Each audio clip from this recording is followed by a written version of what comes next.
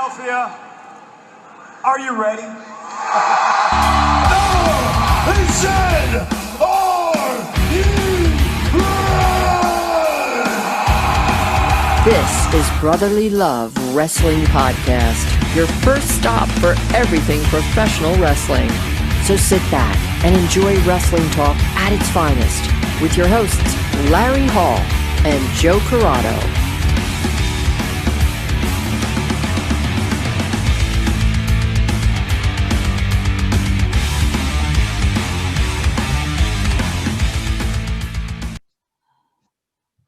Welcome, everybody, to Brotherly Love Wrestling. And returning to the show this week is another guest, Wheeler Yuta. Wheeler, welcome back to the show. Thank you. Thank you guys for having me. No problem. Thank you for joining us for a two-time guest. Repeat offender, as they say. So our last conversation with you, we kind of just shot the shit about local stuff and everything that was kind of going on with the rep. And we kind of got a lot of road stories. But since then, we're still in pandemic wrestling. But not to undersell it or oversell it, you still had a lot going on. You were still created a buzz in the wrestling scene. You appeared for ROH, and you started doing more ROH shows, and you were in the Pure tournament. But you were also involved in another tournament style, which was also the Masked Wrestler that streamed on IWTV that no one knew that you were a part of until the very end, which was the cool part about that show is that it took like kind of a corny concept of the Masked Singer and how much I hated that and turned it into something so much cooler. And actually, like, I look forward to seeing it. It left mystery. There was mystery behind it every week. And that's something that me and Larry were talking about earlier about how there's no like cliffhangers. There's no like mystery in wrestling. And that kind of like gave you a taste of that. Like what you used to have as like a kid, like when you're seeing like, and they would just end the show and you'd have to guess what was going to happen next week. And the Masked Wrestler kind of did that. So that's where I kind of wanted to start, like your experience with that. Yeah, that was super fun. It was really cool. So I don't know if like, I don't really watch the Masked Singer, but there's people that I know who have done the, there's people that I know who have like celebrities that I like that have been on it.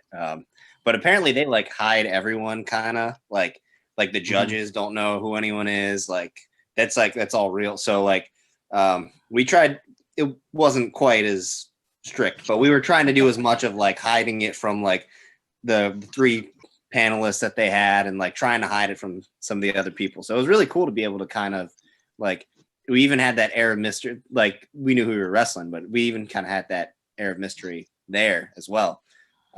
So it was really cool to be able to do a concept like that. I think IWTV, especially like you said, with pandemic wrestling, is going to have to kind of find a new way to come up with these matches in an interesting way. Like you can't do uncharted territory like we're doing at Beyond, where it's just like there's a weekly wrestling show with 200 people in a bar. Like you just can't do it. Like it's just not possible. So it was a creative way to do it, but I also really did enjoy like having that mystery, and it felt like as it was coming out, like I had this like little secret. I was like, oh, I can't wait for everyone to find out. But obviously couldn't say anything, but it was fun. Now, did you find it hard to kind of mask the way you wrestled and how you couldn't because you didn't want people to know it was you. So you had to kind of trick them, and people know your style of wrestling, especially if they followed you for a while, or the judges who have probably, a couple of them have probably been in the ring with you. Yeah. Or at least when you wrestle a bunch of times. Mm-hmm. So was it hard to hide that part of it? Yeah, it was pretty difficult. Like there were, like obviously there's like signature moves that I do. So I knew immediately like, all right, first thing I got to cut those out. But then there was even like small tendencies that I had, like I didn't realize. Like Anthony Green or August Gray now in WWE, he texted me and he goes, there's this thing that you do where you sit up and you grab your feet. After, like, if someone kicks out of a move, you sit up and you grab your feet. And that's when I knew it was you. And I was like, what are you talking about? And then I went back and watched my, like, some other matches. I was like, oh, I do that in every match. So, like, just small things that he picked up on. That's how you know there's, like, still students of the game out there to pick up on some small little – because, like, a fan's not going to pick up on that unless they're, like, really diving deep and they're better than us. But, yeah, like, there was a thread that I saw of these fans going, I know there's like another part where I'm like on my knees and I like did this. And someone was like, I've seen someone do that before. And they were like going through trying to figure out what it was. And then someone found a picture of me from like a Nova Pro show, and that company folded 2 years ago. So it's like way back. And it's just me sitting there doing the exact same pose. And I was like, oh man, like how did you find this? But yeah, that's crazy that people like, because I like to look for little nuances and mannerisms as well. But like some people just have it, like where they'll see it once and they'll be like, I know who it is, and that's crazy. Like, I guess photographic memory. I guess, but I thought it was really cool, even that like we created this air of mystery enough that someone would take the time to do that, like to be like, oh, I know, where's this from, and then find it. So it was really cool. Yeah, I mean, it gets people hyped on a different level. It's like it puts that mystery. Like, obviously, you're a masked wrestler. Like, we're not supposed to know who you are. But your match comes in the finals, and you end up losing. That's why we know you are not challenging Warhorse for the IWTV championship. But the way that you kind of went about your tournament was a little underhanded, a little vicious, a little cerebral. Now, is that something you've been waiting to do, and that's been something you wanted to do? Is that why you grew your beard out? This is Beard Yuta. It's definitely why I didn't shave it. But I mean, it is something I kind of wanted to try. Like, I've been happy-go-lucky Wheeler Yuta for quite a long time. So it was nice to, one, it was a tactic just to throw people off. Like, I was like, all right, if I take this completely different approach, I don't think as many people will think it's me. So that was one part of it. But another part of it is like you had people that were appalled. Like, the judges were appalled at you. Like, there was people that like you drew that emotion, like, because you were pure babyface Yuta. Yeah, and that was the whole thing. Was I was like, all right, let me shock some people. Let me show this side that I never really get to show, and then, let me see if I can throw people off the trail. And I think it worked. But I think probably more of that going forward, especially against old Tony Deppen whenever that. I was gonna say, what made you pick Deppen to hit in the balls? I mean, Chris, like the ref, he'd look the other way, and I'm like, all right, here we go. It was right there. It was right there. What could I do? Like the other match, like Lady Frost, Chris is off doing whatever, and I was like, oh, there's her mask. Boom, like, so it was just right there. It was right there for me. But I mean, not manipulating the system. Right. But it's also fun to pick on Tony, because I knew that I'd get a rise out of him at some point. Do you see that something that could carry on to, because you're both working at ROH right now? Is that something you'd like to bring there as well? Yeah, I think it could happen at ROH. I think if it doesn't happen there, it'll definitely happen somewhere on the independents. I would imagine that match is going to happen. I don't know if I was making matches for IWTV, I would say that's a pretty good number one contenders match, depending on how Genkai does against Warhorse. But Genkai, we still don't know. That's the greatness of whenever this happens, we get to mask someone else. Now, does Genkai get to wrestle Warhorse in the mask? Yeah, right. That's the purpose, right? So I think Genkai I think it's up to them. I think they can. Like they won't be announced, but if they want to go out in the mask, they can go out in the mask. If they want to take it off, they can. But I hope they wrestle I hope they wrestle like that. Yeah, that's like the ultimate intrigue. Like, you built so much. Like, I hope there's another season. Honestly, like, I hope they keep this running, because it's an idea. Like, because you're also introducing people that I didn't even really know of, or I've only seen a couple of times. So when you're doing this, like, you're helping the younger guys and girls get noticed. Like, you're getting notoriety, because the people that made it a little bit further already had a little bit more notoriety. Like yourself, Deppen, Lady Frost, who's been on AEW Dark a couple times. I mean, you have these people that are starting to elevate even more, and now you get these people that, like, and you don't even know it. Like, that's the cool thing about it. Yeah, and I love that they picked people from different regions too, like, obviously, like, me and Deppen are from the Northeast, like Trey Lamar and Josh Bishop are from the Midwest. Lady Frost is in like the DC area. So, like, they tried to get people from different areas as well. And I think that kind of added to, like, you're not familiar with everyone in the tournament because you kind of follow your own area a little bit. So it was really cool to expose other people that way. Yeah, and you get to appreciate the person without knowing them. Like you're like, oh, cool. I like this style. I like how they wrestle, like how they perform in the ring without even getting to know them. And then once you see them, you're like, oh, cool. Like I didn't even know this person. I like them. Yeah, absolutely. Larry? So Quiet man. what? Quiet man. I just was listening. The one thing I did want to touch on was like, because we were saying about the mystery over being able to wrestle like that and how freeing it must be, like you said, to be able to try something completely different that no one knows you for, and people not being able to pick that out. Now, did you ever at one point or another in your career think about like a mask, like as being a gimmick and like maybe wearing one? It was definitely something I thought like early in my career. I definitely thought about because I was like one of my favorite wrestlers growing up was Rey Mysterio. So like I always really enjoyed that. And then, when I did like training at Chikara, obviously like that's what they're known for. And, doing the Lucha Libre style was really cool to me. So I always had like a reverence for it, but I never really wanted to make it like my bread and butter. When I was like 16, starting out on local independent shows, I would definitely throw a mask on and wrestle twice here and there. But but other than that, it was never something I wanted to really go for long term. But it was really cool and really freeing to be able to do that, just to try it. And it definitely made me feel like I was kind of living out a dream that I never did, because I always had such a reverence for guys in masks. Mm-hmm. Now you had the face mask as an entrance gear, and then once the pandemic hit, you got rid of it. You kind of went bass backwards on it. No, I still got it. Do you wear it out to the ROH shows? Yeah, I do. Mm-hmm. Do you? I don't remember seeing it in the. You know what? The Pure tournament. I don't know if you guys had the entrances. Did you?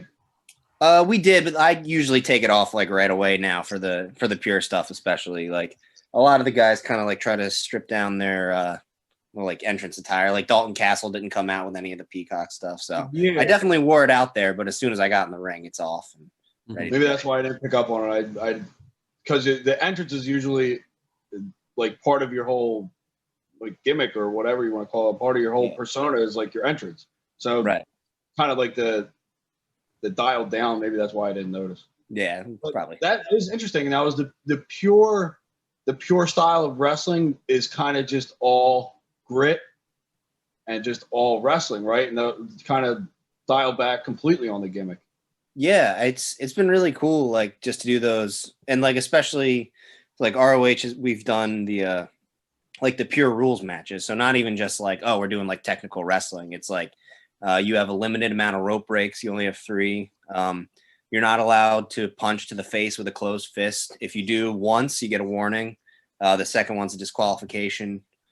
So like really trying to get down to just the wrestling. Like there's some guys like Hot Sauce in some of his matches. I don't even think he hit the ropes. Like you don't have to take it that far. Like that's still legal, but like really trying to get down to, what we do in the ring as opposed to flying around and dives and chairs and all that, which I think there's obviously a place for in wrestling, but it's really nice to be able to have this alternative as well for people who either see too much of that or just want to see something different.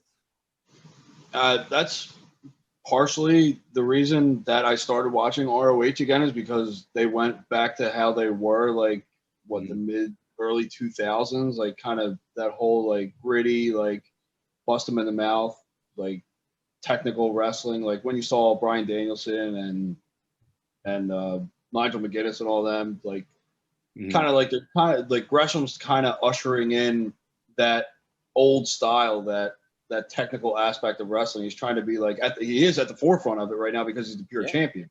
So I mean, I like that he's kind of pushing in that direction for, I mean, a good amount of TV time too. And I mean, if you look at the pay-per-view, Gresham's doing double duty. Yeah. And then you got your guys' matches, a pure tag team match, the first one ever. So I mean, you're getting more of that style mixed in, which I don't think you get elsewhere, really. Yeah, I think it's that's like really what ROH's bread and butter was for years and years. And I think that's where it built such a loyal fan base. And then, you know, things took a different direction, and there's nothing wrong with that. But I think that it did, unfortunately, alienate a lot of the people that liked it for that specific reason. So to watch it kind of come back has been really refreshing for me. And it was really awesome to, you know, get that call to be in the first ever Pure Rules tag match, which, you know, will be at Final Battle this Friday. So it's very exciting. But I do enjoy, you know, getting back to brass tacks kind of. I mean, it's almost like you get more of the feeling, like you get more of the, like, because there's more of a struggle in those matches. There's more of a who can get the upper hand. You're not just who's, yeah, it matters who's quicker, but you're not using that quickness in the now aspect of trying to jump around and land on people and stuff like that. Using your quickness to take down your opponent and stuff like that. It's more of a power struggle, and you're able to take it in better. I think, like, it's not moving too quickly. There's not too much happening. It's like, this is your center point and you're able to focus. Right. Yeah. I thought it's been cool because we actually kind of had a discussion with, like, me and some of my friends where I was talking about, you know, do you think that, like, obviously they're for the hardcore wrestling fan, like, I think that they kind of like a bit of everything, you know, like if you're in on wrestling, you're in on wrestling. But we were thinking, like, oh, do you think that, like, the casual fans especially, like, even appreciate this? And it brought me back to one of the guys was like, yeah, so my mom doesn't watch wrestling. My mom watched the Pure tournament and went, oh yeah, I understand this, you know, I get it, like, I can see the struggle, like, I know what it is, as opposed to, like, why did that guy, like, grab that guy and, like, flip and land on his head? Like, it's super impressive, like a Canadian destroyer, but, like, explaining that to like someone who doesn't know what wrestling is, it's very, very hard. So I think that's one aspect of it. And then, of course, the hardcore fans that really appreciate the craft, I think, really like Pure wrestling too. Yeah, I mean, all you gotta look back on is, like, Kurt Angle. Like, I mean, yeah, he would do a moonsault, but he was in the ring. He was trying to beat you with moves and suplexes and stuff like that. Like, Exactly. there's guys like that you and people would watch that and be impressed by it because it's like Greco-Roman, but on steroids. Exactly. Yeah, like, for sure. And you're right. It is easier for someone to be like someone that's never been in the ring or anything like that. Like, you have someone in a heel hook. You can imagine your heel being bent on an angle to where it's going to hurt. Whereas I don't think I could flip into a fucking Canadian destroyer and land on my head. Like, I don't think that's even possible. I don't care who the other person is. Like, I know I can't move like that. Right. But I know if someone wrenches my arm, like, oh shit, yeah, like, that's happened before. Like, I know my shoulder's going to hurt. I know my forearms are going to hurt. Like, it's easily relatable to, and it's an easier watch, and you can see the arc and then the peak and then obviously the payoff. Yeah, and it's been really great. And I think that excuse me, I think, you know, ROH, like, again, they've been the alternative for years, and it's almost going into a direction where most wrestling, which used to be what this is, most wrestling is going in a different direction. So for ROH to provide that alternative, I think, has just been really refreshing.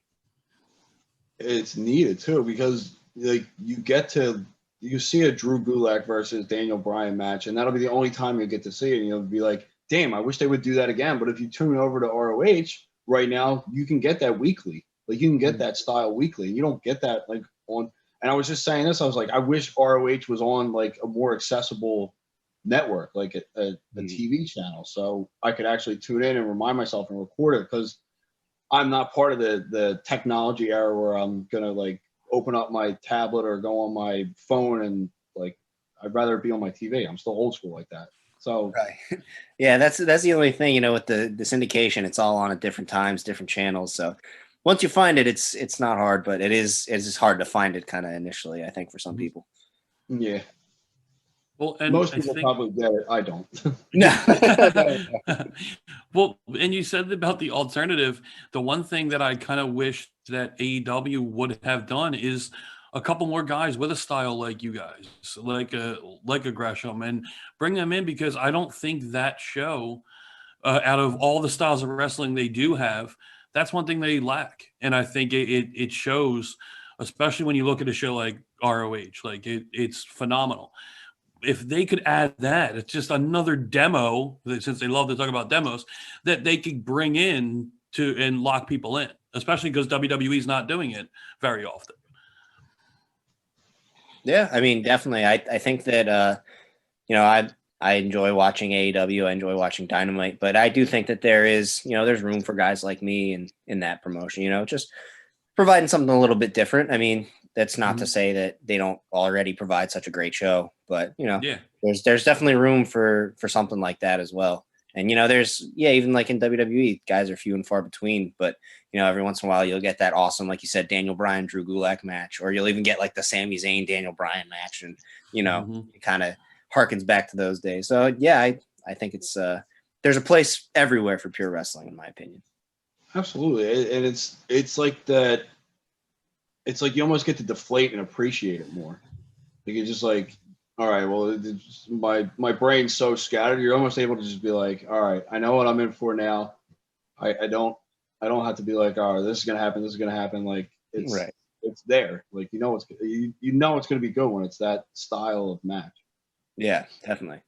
Especially when you know the people. I mean, to bring it, I think people are just afraid because I think that the attention span for wrestling has just been so short. People would actually sit down and watch it. Now, like, you're doing 3 things at once, and it kind of becomes like background noise almost. Yeah. So people would actually sit down and watch it. Like, I feel like they think that it's going to like, oh, well, no one's going to be able to concentrate because there's not a lot of action going on. It's just guys putting each other in holds. And I think that like the big companies see it as that. And I think that's the problem, is that they won't stick with it because they don't think it's entertaining to the masses. Yeah. Cause there is always, that struggle of like, all right, this guy's flipping through a channel and you see like someone diving off the top and it's like, oh wow, that's super impressive. And like, maybe that'll get someone to stick around for a little bit. But yeah, I do think when there's so much going on, it can eventually just kind of, you're just like, all right, I can look away and like, I'll miss like 2 or 3 things, but it doesn't matter that much, versus like, all right, if I miss this figure 4 leg lock or whatever, it's a pretty important part of the match, so yeah. Or it used to be like a great part of the match. Like when like the submissions have really dwindled, and the way that people would set up submissions. And I think this goes back to pure wrestling when you're in there with someone and you see their weakness or they have a body part that you've been focusing on, and like that the way that they just keep hammering on and just limb target, like that is like a lost art in wrestling these days. Yeah, I mean, I think there's definitely places where it just completely gets lost, but you can find it, and it's an ROH. But but yeah, there's not to make it a shameless promo, but yeah, I mean, there's definitely I think there's definitely times where that just gets completely lost, and it's such a fundamental thing in wrestling. So it really is, because if you see someone and they land on their shoulder, they land on their arm, like that it's supposed to hurt, and like if someone's attacking that now, like that is supposed to hurt, and then you're gonna hit them with like something that doesn't even make sense, like a spinning heel kick to the head, like come on, like, or a super kick or something like that. Like that had nothing to do with like what you've been doing the whole time. Like it just doesn't. There's parts of it that just don't make sense anymore. And I found myself going back to watching more technical style wrestling because it all seems to be going into like the same aspect. Like everything's like high spots, super kicks, got to be fast paced, and it's fun. But once you get so much of it, you're like, all right, well, it's all becomes the same, and then you go back to what I liked before. It's just. But it's harder to find now. Yeah, I mean, I think that there's always like trends in wrestling. Like if it's the high pace style at one point, some places it was like, the 90s, it was like super over the top gimmicks. There's all kinds of different trends, but it always at the end comes back to, pure wrestling. It always comes back to just actual technical wrestling is, to me, at least, is where it all kind of circles back around to. Like you go through these phases of like, all right, so we all got to be like over the top badasses because Stone Cold was super popular, right? And then like you said, like Kurt Angle and Brock Lesnar put on an hour-long match, and then it's like, oh wow, like that's what hooks me again. It always circles back to technical wrestling. Maybe that's just because that's the stuff that I like, but I think that wrestling always, it'll go out in one direction and then it'll always come back to the center of what it is. I feel like the biggest spokesmen for that now are like the FTR, or formerly known as the Revival. I think like they're like the torchbearer of the technical old school wrestling. Like I feel like they're at the forefront of that. Like they're the ones that preach it the most and like go back to how it used to be type thing, and how it shouldn't, how there were rules and how the rules have gotten so skewed that they're trying to bring it back to that. I like that. I like that they do that. I like that's part of their, I don't think it's a gimmick, but I just think it's part of who they are. Like, I feel like if more people were to latch onto that, I feel like pure wrestling would elevate. Yeah, and I mean, I'm never going to tell anyone else kind of how to do their thing, because obviously I agree with you. Like I prefer that for myself, but I think it just kind of makes it stand out more when there's then there's a product where like ROH, where it's like, no, we're going to follow the rules. We're going to make sure that they're a focal point, and then I think that always stands out more. Like when you follow the rules, even like in the sense of just having a wrestling match, if you consider like the tools you have to play with, you can play with the rules in there. Like there's a moment in my pure tournament match against Gresham where we're in the ropes. He's not breaking the hold because he said his legs were stuck. I don't believe him. So I got up and I punched him in the face. Then I got in trouble. I got warned. That raised the tension. And then when we run at each other with legal open hands, then, it makes it more important, more exciting at that point. I remember that part. I was like, damn, I can't believe fucking Yuta did that. I wouldn't let go. I still stand by it. But but yeah, I mean, so like I love having those rules. It's the same as, think of like just a ladder match. Like what's exciting, like falling, or like when the guy gets really close and he almost gets to it, and then everyone's like, oh, he's gonna win, because you're playing with the rule of the match. So that's always to how very good point. That's a very good analogy too. I wouldn't have put pure and ladder matches together. But yeah, no, not at all. Yeah, I mean, it's just for me at least, it's always this, and this is a Drew thing, just beaten into my head. It's what's the point of the match? Like, what is the point? Is it a battle royal? Then try to throw people over the top. Is it a ladder match? Then try to climb the ladder. If it's a tables match, try to set up tables, but don't do anything else because there's no point. So, I guess that's why I like Gulak, because that makes sense. Like there's a point to everything that you should be doing. There should be a purpose. Yeah, exactly. It's fun to talk about it, and it's also aggravating at the same time, because you're like, man, like he gets it. Like, why can't other people get it? Like, like why is this catching on? Damn it! I don't know. Well, how many people we need to get to listen to this damn podcast? So Wheeler, you're wearing a hat right now. I just wanted to kind of take it off the rails for a second. Yeah, maybe I should take this hat off too. They won yesterday. Yeah, I do want to get a non-wrestling question. What do you think about Jalen Hurts and everyone's saying about replacing Wentz for good? Do you think that's the case, or do you think just for now? Gosh, that's so tough. I think like Hurts has been very impressive in his performances so far. I don't know how you can just kind of throw out Carson Wentz. I mean, he's had a pretty terrible season, but that happens, I guess.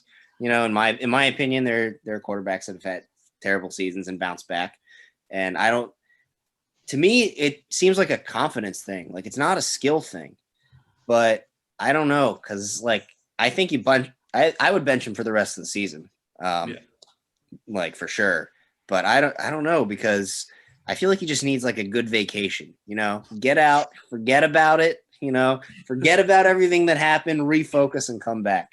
I'm sure it doesn't help him that every day he's got to drive past a statue of Nick Foles. That's probably not like, helping him out at all. But yeah, I think it's just a confidence thing, and I would love to see him get it back. I mean, but I guess guess the time is ticking. If I had to, gun to my head, I would say Hurts the rest of this season, Carson one more shot next year. But it's a lot of money to be risking on that. Yeah. Yeah, I think that. I mean, it's a tough city to play in, especially his background and where he came from, like North Dakota. Like, come on now, like Right. this is Philadelphia. This is the most rabid fan base in all of sports. Exactly. If not the most. I mean, in all of sports, even in wrestling. I mean, look at ECW back in the day. Yeah. We are the most rabid fan base. It's tough to play here, and when you're not performing, everybody in the city will let you know. And you can't just close that off. So I don't know if he's in his own head at this point, or he's just so far, or he's overthinking it. It looks like he's just deer in headlights out there. He forgot how to play quarterback. Mhm. Yeah. But like, even if he does, like get it back next year and he has a good season, if let's say they have like a winning season, just a winning season, they win the division, and then they go to the playoffs and they lose in like the second round. A few years ago, that would have been like awesome, great. But now there's the taste of the Super Bowl. And now if that happens, I think that we all are still like, hey man, like, come on. Like, what's the holdup? We had all the pieces a few years ago, We don't have all the pieces right now. We're playing with a glorified XFL team. Yeah.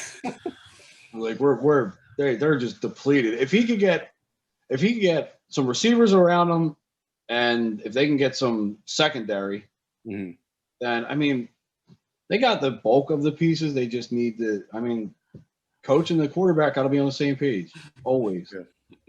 And if the coach don't really believe in them, then that's kind of a fuck. You got to. Which way are you going to go with it? You got to either let the coach go or you got to let the quarterback go. Right. You can't keep them both. Yeah. Can you imagine this discussion a few years ago? No. No, not even. We were riding high for at least a year. Right. Yeah. Do you guys have any opinions on the Phillies free agency and how it's going? And how we're about I don't know if you can see this shirt.